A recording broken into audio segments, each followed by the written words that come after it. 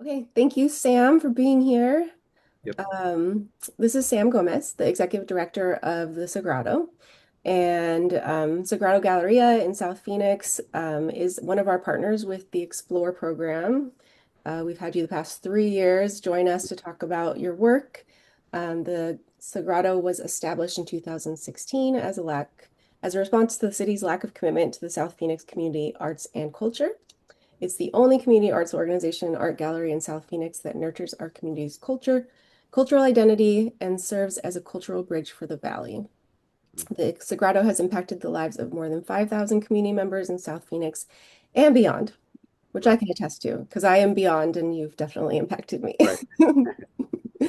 Thank you for being here. I Yeah. really Thank you. appreciate Thank you it. for having me. Yeah. Good afternoon.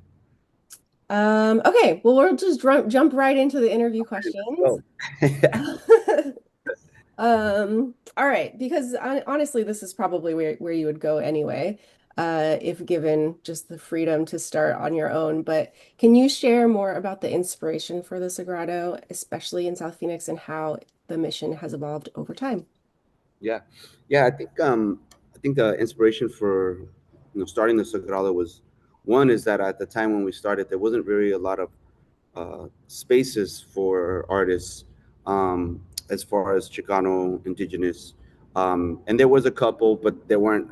Sometimes they're just not approachable or inviting, or you need to be at a certain level of artists, right, in your career. So I kind of started like as I was curating artwork before we opened up the Sagrado. I kind of wanted to started identifying like what are the needs, but also what are some of the challenges. So I know that when we first started the Sagrado was in 2012 actually, and on Grand Avenue, but we were only open for a year and a half. And this is before Grand Avenue got its improvements for its barricades. So you can park on Grand Avenue. Before it was just like you would just cars were coming and you were parked on the side and you would be like, is it safe to park here? Right. And so this is before the improvements. And then we closed down in summer of 2013. And then I took a little break, still was doing things with the arts and stuff.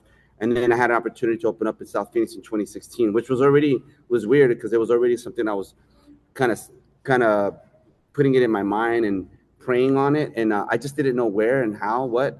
And then my friend Victor, who owns the property, uh, he showed me the spaces. I ran into him at a luncheon that PRC did, and anyways, he was talking about some project that they were doing at the Rio Salado, the Plaza de Culturas, and then I was telling him a little bit about the work that I was doing, and he was familiar with some of my background of some of the things that I've been doing with arts and culture.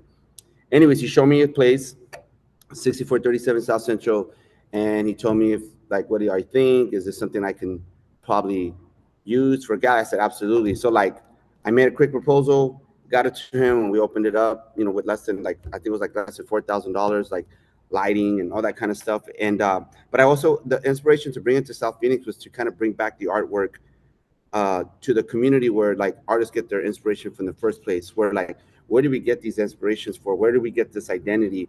And a lot of times the community, like there's not a lot of galleries in like low income communities, because a lot of galleries are wanting to be in the art district or where they're going to sell paintings. But my whole goal was not really, it's like I want to sell paintings, right? I want to sell art paintings, but it was really more to just bring culture and ground culture together with Mm. the arts, and showing that we could have nice spaces like this. We could have a nice gallery in South Phoenix. So for me, it was more like like a challenge of challenging the system, but also pivoting on like the stereotypes of South Phoenix.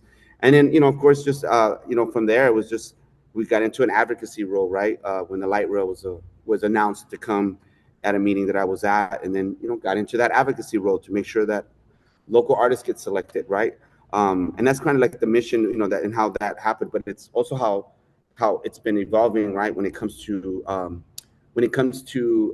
advocating through arts, culture, and design. So I think from having that win and having like 95% of the local artists get these contracts was the beginning of advocacy, but also design, right? Because when we talk about public art, there's a design component to it, right? What this looks like, where it's going to be at, who's going to drive it, whose narrative is it.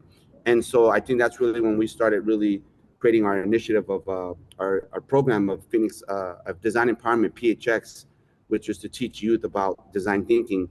And so that's kind of like where the involvement has been with arts and culture and design and consulting, but how the voice of the community influences the design of a project. So I think that's kind of like our kind of like our niche and what we're kind of like known for when it comes to the municipalities. They understand that we always want to indigenize design Mm, through the voice, like, and it's like, and now it's becoming more relevant. I think there's more bigger foundations that are looking to help support that. So yeah, I think that's kind of like how a little bit in how we evolved from a gallery space. Again, we're just gonna have art shows, have a little cafe, but we went to an advocacy role and then working with different municipalities and developers to influence other design projects or other projects that are coming into the community. hmm. Yeah. I love that. That's a really cool evolution for sure. That actually kind of goes into the next question, which is when you're talking about art and design as tools for social consciousness and equity, is there a specific project or program that you feel embodies that idea? Yeah, I mean, one is definitely the light rail, right? Because of the imagery, right? It speaks about the narrative and pretty much how art and design has been like impactful, and it's going to be there for a long time. And I think one of our latest one, which is still hasn't been built yet, but it's the Third Street pedestrian bicycle bridge that's going to be built over the Rio Salado, right where the Autobahn's at, a little bit east from there, like 300 feet away from it. But we really created, like, we really helped influence the way that design of that bridge is going to be from a, like, they had other designs that were coming in from the group, the engineer group and other subcontractors, but it was very like pretty much cookie cutter. Like, it's the same bridge that you could find over here and over there, and it's like that's not what we wanted. It doesn't reflect our community, the history, the narrative, and the environment, the indigenous tribes.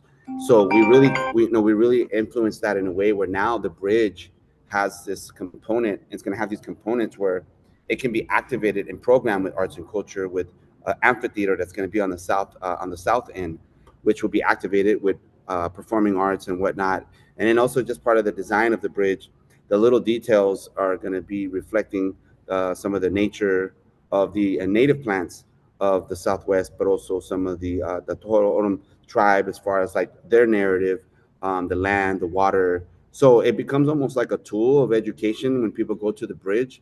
We're looking at the whole thing was like the way this bridge was designed is that programming was driving the design. That how are people going to activate this bridge? We built it. So what if it's not built and designed a way for people to engage with it? There's just an A to B bridge. Get over here, get over there, and look at the view of the real cool.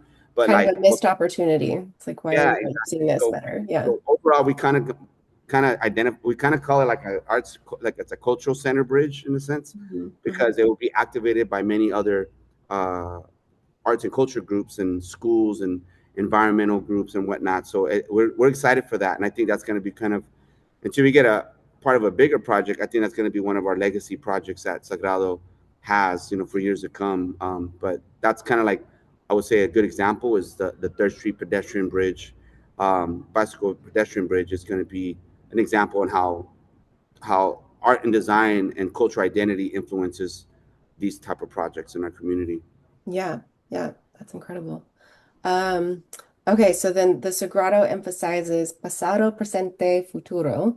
Mm. How do you incorporate ancestral wisdom and generational memory into your work with artists and the community?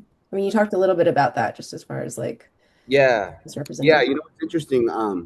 I've always always been drawn to that pasado, presente, futuro. Even I think before I we opened up Sagrado, and I don't know why it resonated with me, and I was always just like mystified from that, right? Because, and what does that mean, right? When you hear that in general, when people hear that, what does that really mean? And I'm sure everybody could interpret it in different ways, but I think for Sagrado, I think from just like all the elders that are around me, the older artists that influence me and that are still around, some are not, just the wisdom that they've been sharing and passed down. And then the wisdom that's been passed down from our ancestors for 200, 300,000 years ago, and how that lineage of wisdom and knowledge is so important to be handed down and shared, because it really helps us kind of build up to who we are, and it's how we evolve as a civilization. And so like the whole pasado is just kind of more like honoring our past, honoring our elders, honoring the wisdom and knowledge, embracing it and learning from it, and not looking at it like it's just something from the past Hmm. that's irrelevant to now, right? That it's very important to our contemporary lives now. And when you start digging into it, like, sometimes the things that we think are the past innovations or the past technologies or what, like some of it's like been just repackaged, but it's been there, right? Even with certain things now that we're like, wow, they didn't have lasers for that, or they didn't, or did they, or what, how did they build this, or how did they know about the stars, how do they know about the eclipse and only being off 33 seconds to this day, like how, right? How, what? And it was a whole different time back then when, like, we didn't have all this distraction, right? We weren't on our phones, we weren't on our computers, we weren't being distracted with like things. Now back then it's like the algorithm was the stars. Mhm. That was the posts. Those were the, like, what do you see? And they study that on a, from morning to night, 24/7, like, and they really dug into it. And like, I think that was probably the height of civilization as a whole, because that everybody, not only in the southern hemisphere, western hemisphere, like other areas in the world, they were like, that's what it was about. Hmm. It was about really being intentional with architectural, with everything. There was integrity there, and now we lost that in architectural design. Now it's like, what's the cost? Let's build it. Does it look cool? All right, let's go. Let's build another. And there's like, these buildings are not going to last 1,000 years from now. Hmm. The pyramids will outlast all this, right? And so it's honoring the past, right? And how we do that is by honoring that and by taking action, and taking action, and also innovating in the present, right? Like, it's like one thing, when we are learning from our past and we're taking that in the present, we're kind of like, okay, so we're not going to do it exactly the same. What are we adding to it as a lineage? Like, what am I adding to it? What are my bricks that I'm adding to it to keep building this foundation? So there is that present, right? And being present, and it's very, the whole, like, the beauty of the being present, right? The present of being present is like, you get to see the past, but you also get to see the future in a sense, or you get to design the future as long as that you're present, right? And so it's symbiotically, you have to be able to be pasado, presente, futuro. And so as we practice and honor in the present, that allows us to create the tools, the blueprint, like the do's and don'ts, or whatever it is, to be handed down for others to keep adding to these bricks, to keep adding to this lineage, right? And so it's kind of weird how, like, the past is the future and the future is the past in a weird way. You know what I mean? It might not look the same, but the intention and the spirit is, it's there simultaneously in a sense. So Hmm. that's kind of like, and when we talk about that, we try to, we always do our best. Like, how do we how do we how do we bring in that mantra into everything that we do, right? Like, how do we ground ourselves with that? How are we honoring this design, or honoring this show, or honoring this initiative or this project with the past, and how are we being present with it and being grounded, and how what are we doing so it can continue, like, so somebody else can pick up on it and pick off where we left. And that's always kind of like, and that's always an ongoing, it's something that you always have to work on, right? It's not perfect. Hmm. Sometimes we just like, we don't know what to do now from here. We don't know what we're leaving behind. Right. Sometimes we're just like, we're doing our best based off what we have in our capacity. Hmm. So that's a little bit about Pasado Presente Futuro, and like, it's a spiritual approach to creating and designing and creating spaces and sharing knowledge and wisdom. Yeah. Yeah. I love that. It's just like a ongoing consciousness of Yeah, yeah, symbiotically, just yeah. like, yeah. Okay. Next question. What are some of the greatest challenges that you faced in sustaining a cultural arts nonprofit in a historically underserved area? And how have you had to adapt? Yeah, that's interesting. Yeah, I mean, yeah, it's like we first started off not as a nonprofit. For the first 2 years, we were just an LLC, and so we realized like, yeah, you're not gonna sell too much art every month, and to keep the doors open and to like, it's like, so you realize that, right? I realized the reality of having an art gallery. It's like, if you're not selling thousands of dollars worth of artwork every month, you're not gonna be around, right? Less than a year, you'll be having to close, right, or 6 months. So I think getting turning into a nonprofit in 20 late 2017, 2018, 2017, that really helped us like just go after grants and whatnot, and that helps, right? Grants and everything, and that's like, and but it's also challenging, right? Like not having a grant writer, not having the capacity to do certain grants, the reporting and stuff. So you have those challenges, right? And having to go after grant as any nonprofit, right? Like, is this grant worth going after, or is Mhm. this going to be a waste of time? Like, Right. and then allowing it not to disrupt your capacity to doing your mission, right? Like sometimes it's like we're spending more time surviving than Yeah. doing the work because that's just the way it is. And so I think the challenges is just like always trying to have enough funding to support your staff, especially if you're looking to grow or you're growing, um, but you don't really have the capacity to staff the growth, right? Like Mm-hmm. you have these opportunities, you Like a have weird chicken egg thing, right? yeah, and you're just Yeah. like, I can't expand. Like it's like, you can't add to it. And so I think those are the challenges. Sometimes it's just like any nonprofit, it's the funding to have the capacity to execute or to be able to add these new initiatives and opportunities that are on the shelf are as clear as day, but you just don't have the capacity. So I think those are the challenges, especially in a low income community. It's really hard, right? Because you're in a community that's struggling.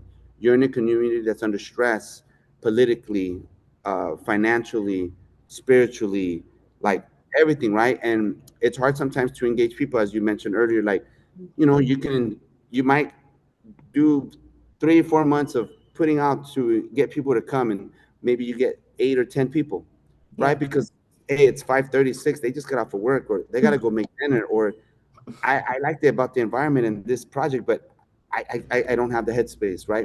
So I think some of the challenges is like getting community sometimes to come out and to engage with this sometimes, and it's not that they're not interested, it's just that the community's going through stuff, They're and so you also they're also at capacity. Yeah.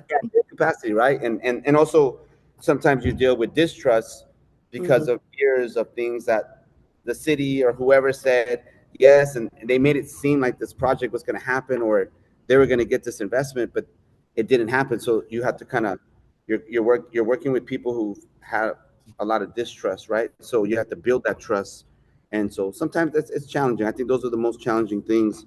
And as far as like when you're trying to evolve too, right? Is like somebody like Sagrado, like an organization like Sagrado, we're an art gallery, but then we're doing stuff with bridges and like other stuff that has to do with the environment. It's like some people might be like, well, what are you guys doing? Are you guys a gallery or a consulting firm with, I go, well, we do it all that. We do that through the lens of arts and culture and design and cultural identity. Like we can sit at any table and somehow arts and culture and design and cultural identity is gonna be important there. Hmm. And that's what I've realized from like I had a meeting yesterday with this company that's gonna battery warehouse thing, and it's kind of like for me it's like, so it's not a data center, but it's like, and they're trying to figure out how art, and I'm just like, okay, let me get more information, and I guess like, how is this going to benefit the community, or how is this community going to accept that? What does that look like for Sagrado? Like, is this just kind of something that we don't do, or how is it that's going to bring equity to artists and community?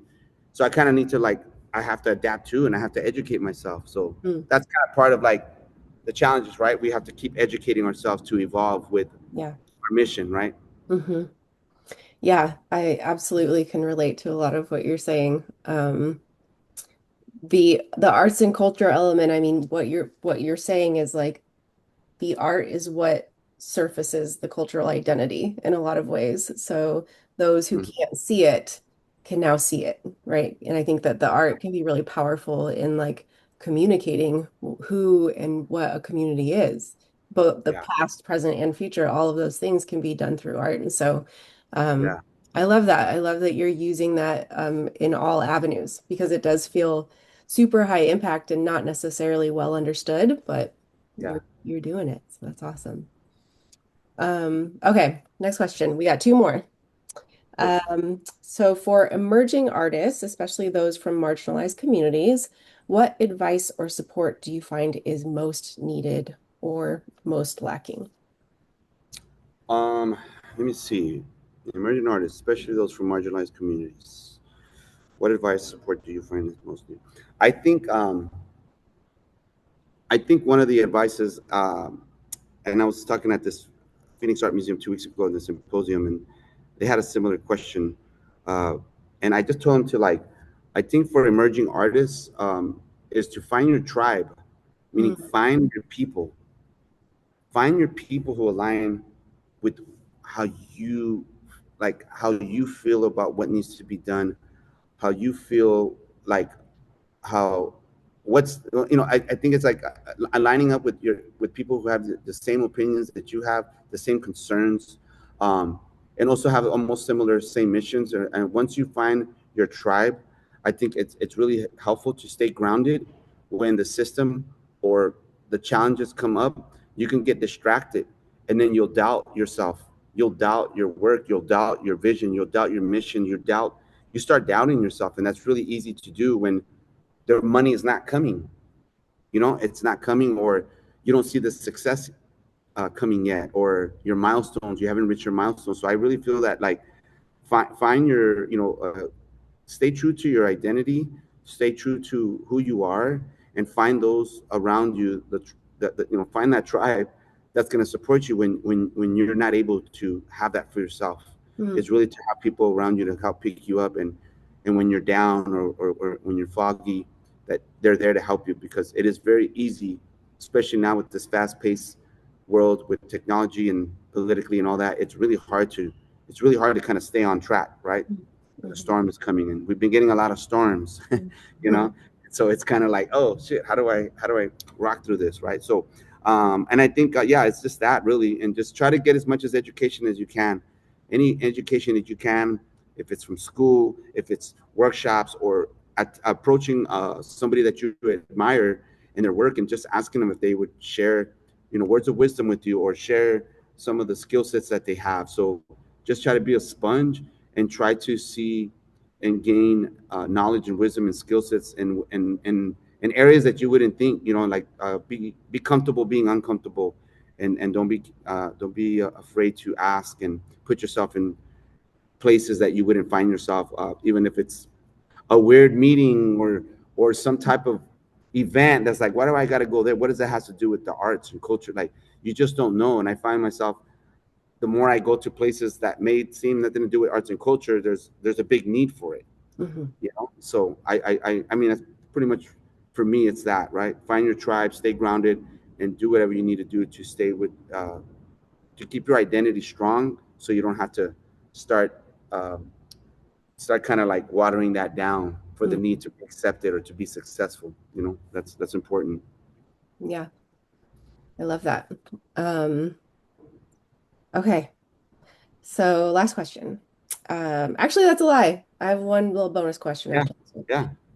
Okay, in celebrating Hispanic Heritage Month and every day, what message do you want to share with community members, artists, and leaders working across identity, culture, and creativity?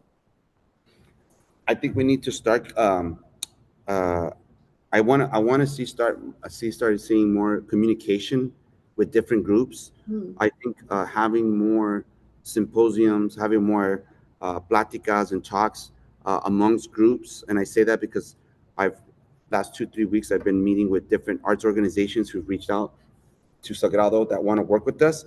They want to like create this bridge, and so I think we need to kind of be more symbiotic on what we're doing. We are serving, and we all have a mission, but how do we kind of start sewing that up in harmony? And I think that's what I see, because I see a lot of great things happening with different groups everywhere, but there's still something missing, where everything's kind of being like woven in to create like a real shift. Hmm. And I just feel like if everybody can just start kind of like really communicating, and having these talks, like the meeting of the minds, but with these different groups and organizations, like, how do we create a bigger network or a stronger network to that will help all of us, right? And I think that's what my message is, that we just need to unify more, uh, have more deeper conversations with each other, and seeing how we can help each other and build these bridges within our communities and groups. Because sometimes you see one group and another group and they're doing similar work, and it's like, how do they work together Hmm. without feeling competition, Without the or competition. what does Yeah. this take from my plate? Mm.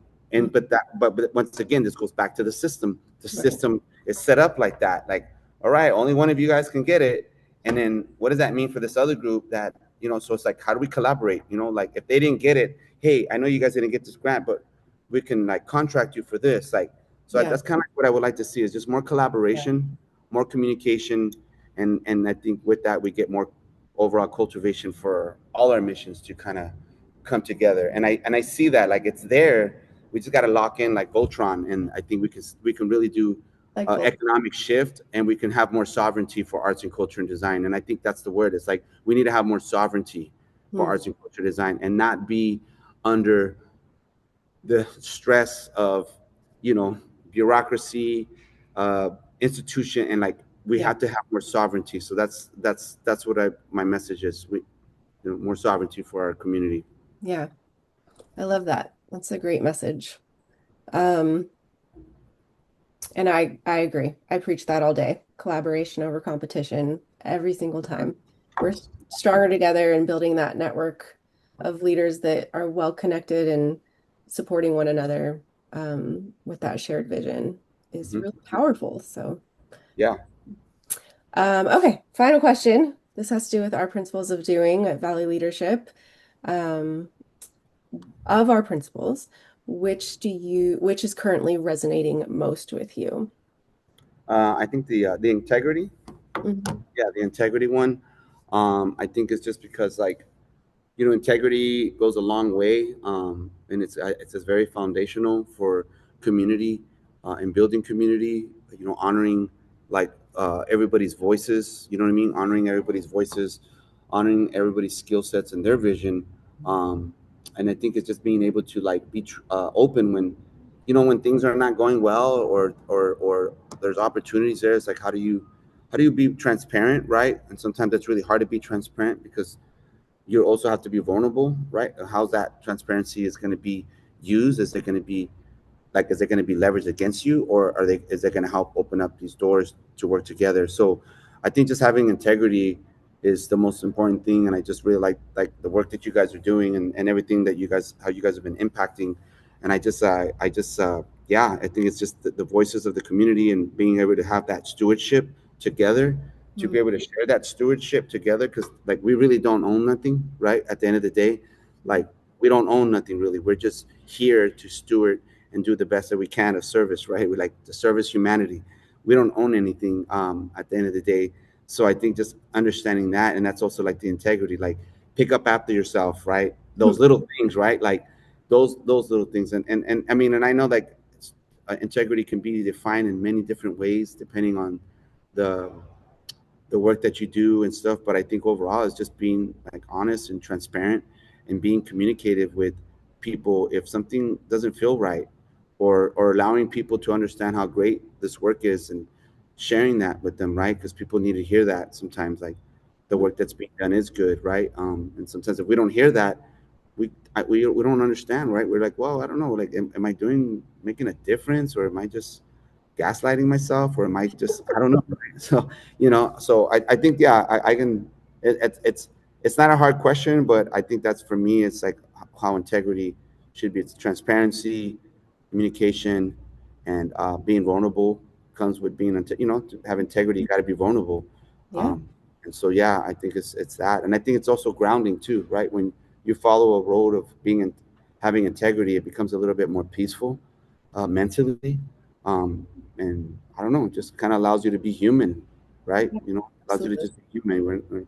We're all trying to do our best, right? And what we have, and uh, our skill sets, and, yeah, our funding, right, and stuff. But yeah, I would say, I think that for me is that. Yeah, Yeah, absolutely. yeah. Well, I certainly, from the work that I've been able to do with you, and not only through Explore, but through other conversations about community work, you absolutely embody that integrity. So um, just know that. Yeah, no, thank you. I Yeah. appreciate you guys supporting and always reaching out to us and like being able to share our voice and stuff with you guys. It's so important.